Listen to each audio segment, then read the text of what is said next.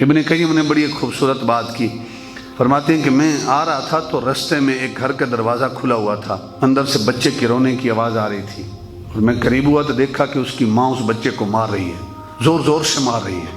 تو بچے نے نافرمانی کی تھی، ماں نے کہا دفع ہو جا میرے گھر سے، تیرا میرے گھر سے کوئی تعلق نہیں، تو میرا نافرمان ہے، نکل جا یہاں سے۔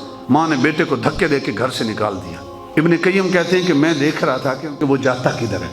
وہ گھر سے نکلا، سیدھا چلتا رہا آگے اس گلی کے کونے تک پہنچا، پھر واپس پلٹ آیا۔ جب واپس پلٹا نا تو میں نے اس بچے سے پوچھا بھائی تو چل پڑا تھا، پھر واپس کیوں آ گیا؟ اس بچے نے کہا بھائی میں نکل جاؤں گا، گھر سے چلا جاؤں گا، مجھے روٹی بھی مل جائے گی، کھانا بھی مل جائے گا، کہیں محنت کام کاج کر لوں گا، کہیں ہوٹل میں برتن دھو لوں گا، فلاں کام کر لوں گا، فلاں کر لوں گا، میری زندگی کا سرکٹ چل جائے گا، لیکن پوری دنیا اکٹھی ہو کے بھی مجھے میری ماں کی محبت نہیں دے سکتی۔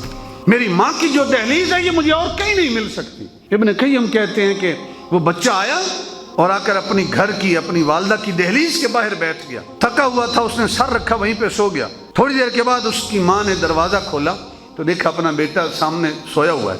اس نے پھر ٹھوکر لگائی اور کہا تجھے کہا نہیں دفع ہو جا میرے گھر سے، میرا نافرمان بیٹا کیوں آ گیا واپس؟ اس نے رو کر کہا امی جی میں چلا گیا تھا، ذہن میں خیال آیا کہ روٹی کا بندوبست تو ہو جائے گا، لیکن امی جان جو تیری محبت ہے وہ مجھے دنیا کبھی نہیں دے سکتی۔ جب یہ کہا نا بیٹے نے رو کے کہ امی جان تیری محبت مجھے جہاں میں کہیں نہیں مل سکتی، تو ماں کی جو ممتا تھی وہ بھی تڑپی۔